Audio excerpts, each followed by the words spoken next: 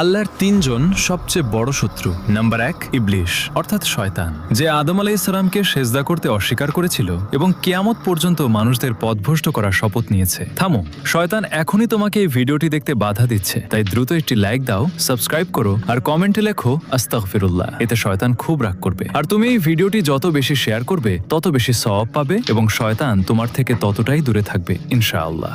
Number 2, তোমার নিজের নফস অর্থাৎ তোমার ভেতরের মন্দ ইচ্ছাগুলো, যা তোমাকে মন্দের দিকে টানে এবং গুনাহের দিকে ঠেলে দেয়। নাম্বার 3, দুনিয়ার মোহ অর্থাৎ যখন মানুষ ধন সম্পদ ও খ্যাতির মোহে খুব বেশি ডুবে যায় এবং আখিরাতের কথা ভুলে যায়। তাই ভাবুন, যদি আপনি এই 3 শত্রুর ওপর বিজয়ী হতে পারেন তবে শয়তান আপনার কোনো ক্ষতি করতে পারবে না এবং জান্নাত আপনার হবে।